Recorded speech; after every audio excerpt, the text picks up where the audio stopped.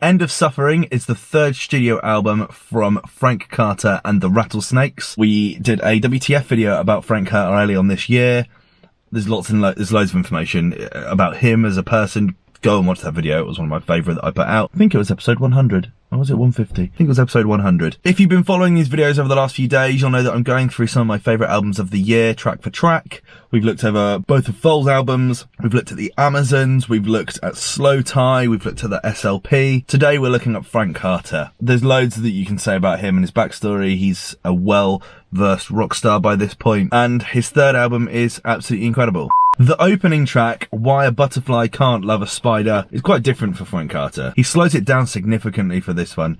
It feels a lot like he's been listening to Nirvana a lot in the start of this album. You know, we've mentioned influences quite a lot over the last few days. Josh Homme seems to crop up everywhere, but this in particular feels so Queens of the Stone Age. You know, this album has a theme around dealing with grief and stress and anxiety and depression, low mental health in general. I think that's something he's been quite vocal about over the last few years. One of the opening lyrics for this one is, when I'm high I'm in heaven, when I'm low I'm in hell. You know, anyone that's had any form of mental health to deal with over their lives will be able to kind of align with that lyric. I'm not 100% sure what this song's about. My guess would be about being in love with someone that you shouldn't be. By the time we get to the halfway point, we really kick into that kind of Dean Richardson sounding guitar. Is it Dean Richards or Dean Richardson?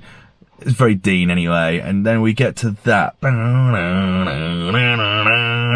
It's not fucking around, you know. Okay, it's no difference. And then the familiarity comes back, and we're on for a Frank Carter and the Rattlesnakes ride. Oh, just can't wait. The second track, Tyrant Lizard King, features none other than Rage Against the Machine's Tom Morello, also from Tom Morello and The Watchmen. He is perhaps one of the greatest guitarists of all time. I just hope Rage plays at either Glastonbury or Reading this year, because I would love to do a WTF video about them. Tom Morello is one of the greatest guitarists, and to get him on a track is absolutely amazing for Frank Carter. I mean, it's not a surprise really. He came out and did Killing in the Name of live with Prophets of Rage, which is part Public Enemy, part Cypress Hill, part Rage Against the Machine. A few years ago, Frank went out live with them and did that song. So the relationship was already established. It's great to see that they've reeled him into as a bit of a legend to feature on this album. I think it works really well. And this song starts off with that kind of sexy,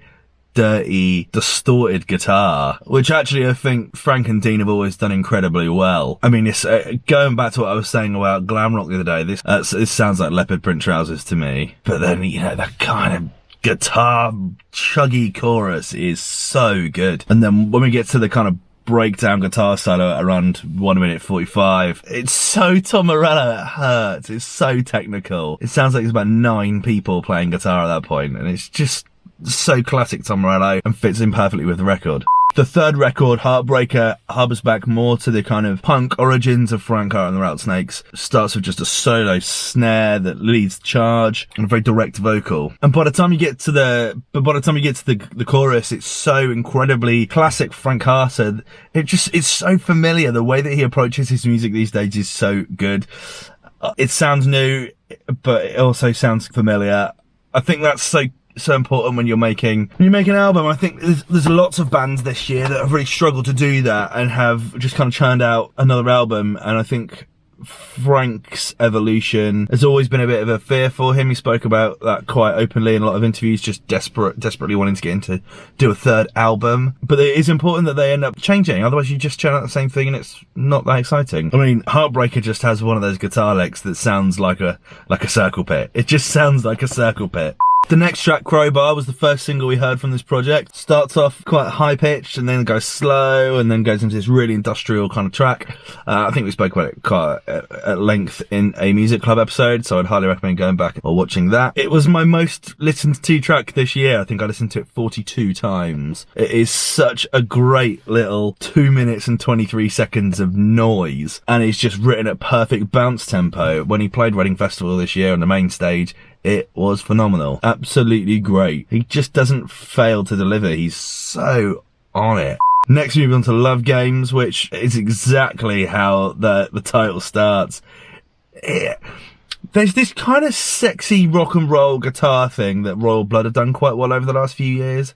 And Arctic Monkeys to an extent. This song fits into that camp. Slow, wailing guitars. And it's called Love Games, so, you know, I think we know what this one's about. And this one has that kind of piano that goes through. It's a bit more kind of... I'm not sure it's one that would fit in well with Frank Carter The Rattlesnakes live show, but it's still a great record. Fits well on this album. We then move into probably my favourite track, and that's Anxiety, which I personally think he's been listening to the Pixies a lot when writing this song. I think it's pretty clear what this song's about, and it starts with that very Where Is My Mind-esque guitar intro. I think the song just deals with what he's worrying about in the world quite well. You know, it's not all about what you got. Sometimes you're just in a bad place, and I think that's what this album feels like to me.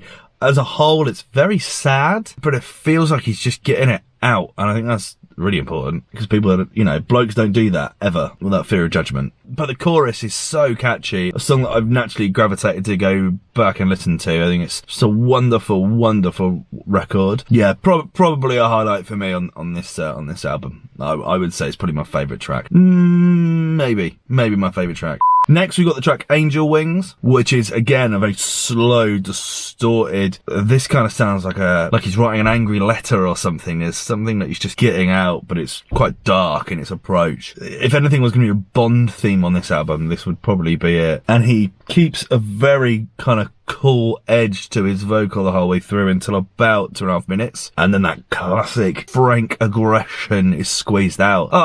This is why I love Frank Carter so much. This guy can deliver on vocals in a way that a lot of people can't. How he does this live without just destroying his vocal cords, I just don't know. This one has that kind of industrial feel as well that I just think is brilliant.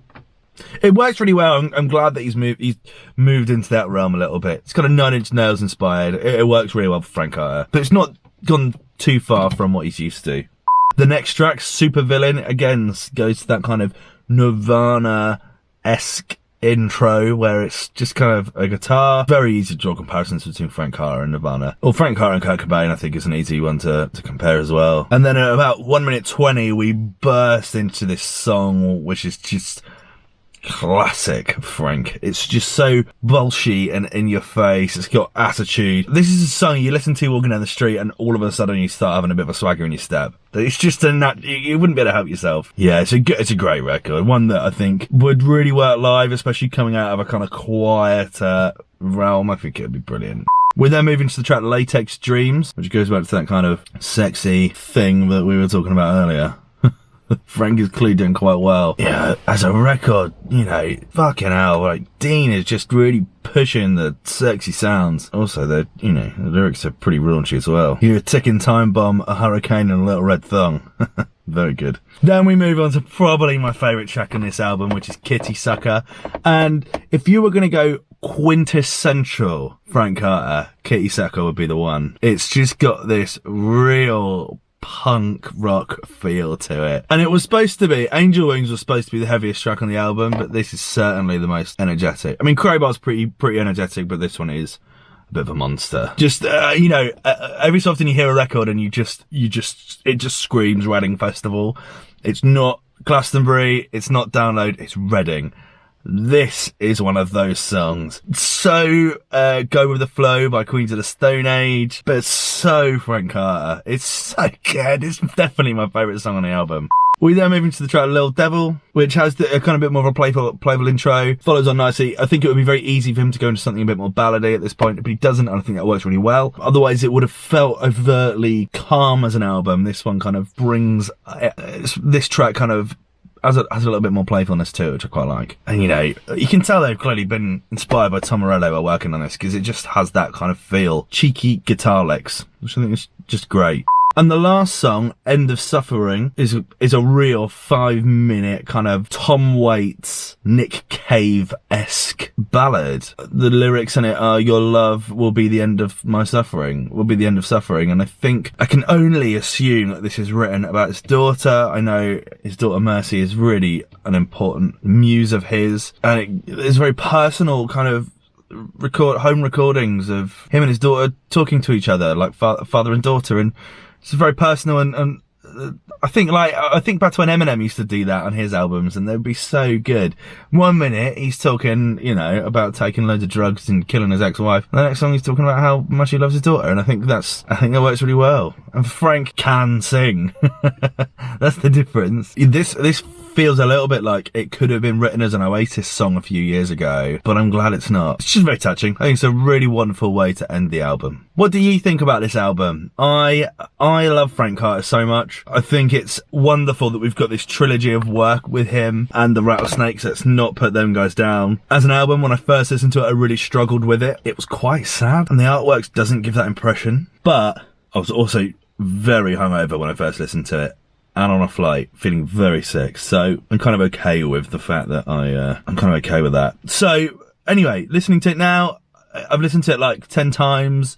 I think it's a really, really well-crafted album, and so much of what's put out these days is not. So it's definitely a breath of fresh air to get this. And I'm really excited to see where they take it from here. End of Suffering, a very open and sad and true and real album, and I really like that about it. And I'm really interested to see where it goes next. What do you think? Did you manage to catch Frank at all like this year? Did you see him at Wedding Festival? I did. It was incredible. And what do you think of this album in comparison to his other ones? All your thoughts in the comments section below as always, and I will see you in the next one. Cheers. Bye.